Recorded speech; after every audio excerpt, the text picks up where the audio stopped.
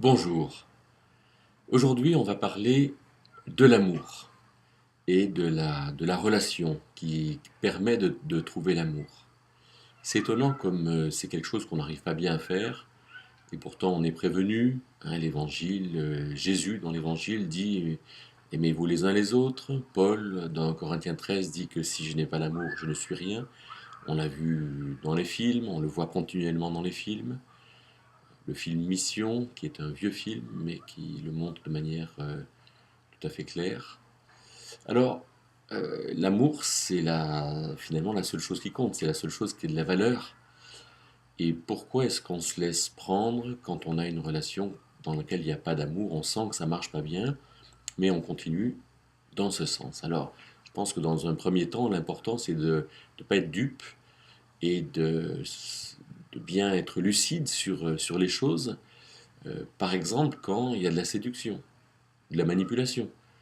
Quand je dis quelque chose à quelqu'un pour le gagner, pour arriver à mes fins, pour paraître plus brillant que ce que je suis, et non pas pour être en relation avec lui ou avec elle. La séduction, ça, c'est nul.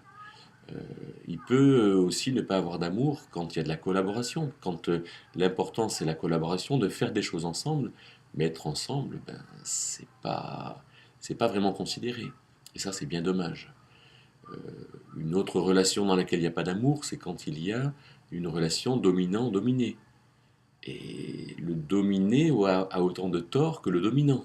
C'est peut-être plus facile pour le dominer parce qu'il se laisse faire, ou c'est peut-être plus difficile, mais en tout cas les deux ont tort, ils ont des torts différents, mais dans une relation dominant et dominé, qui peut être très confortable, il n'y a pas d'amour, il y a un bon fonctionnement, mais quelque chose qui manque. Quand aussi on est ensemble par intérêt réciproque, quand on se consomme l'un l'autre. L'homme aime bien la beauté de la femme, et la femme aime bien la sécurité de l'homme. Mais ça mène pas très loin en fait. C'est la relation qui a de la valeur. Et le couple construit sa réalité de couple quand la relation est là et qu'on peut vraiment avoir une relation dans laquelle il y a de l'estime, de la connaissance et un amour qui surgit. L'esprit de sacrifice non plus, c'est pas bon. Se sacrifier pour l'autre, ça sert à rien. Non, aimer est important. Faire plaisir à l'autre, c'est pas ça, c'est pas non plus aimer. Aimer, ça peut faire plaisir à l'autre, mais quelquefois, en aimant, on fait pas plaisir à l'autre.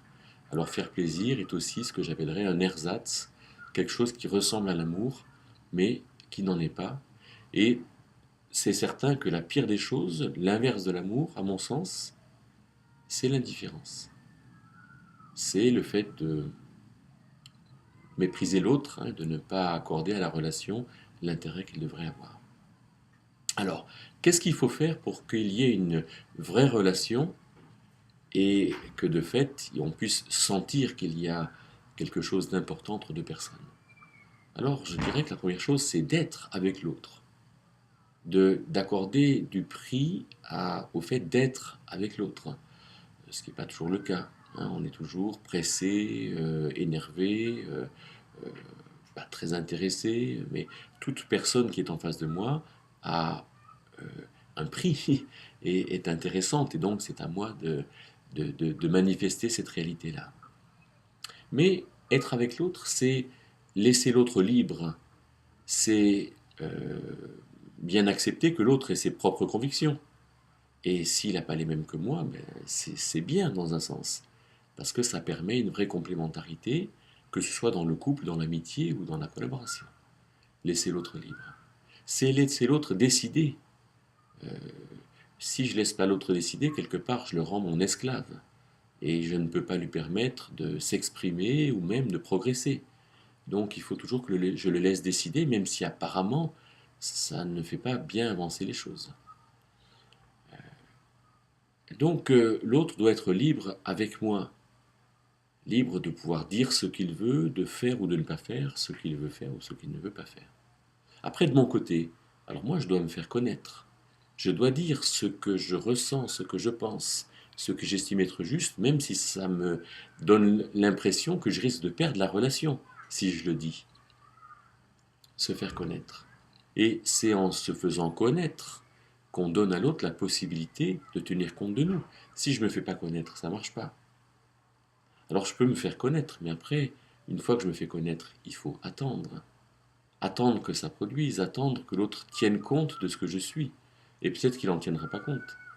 Alors il faut que je garde la main tendue. Mais il ne faut pas que je garde la main tendue si je me fais taper dessus.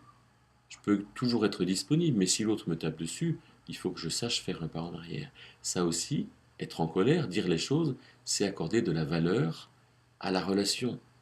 J'aime l'autre dans un sens quand je décide de me mettre en colère, pas de m'emporter, mais de lui dire ce que j'estime ne pas aller. Alors je crois que quand ces conditions sont là, et on les voit dans l'exemple de Jésus, alors on peut dire qu'il y a vraiment de l'amour, et c'est là où, quelles que soient les circonstances, quel que soit ce que nous faisons, nous sommes comblés, et ça en vaut bien la peine.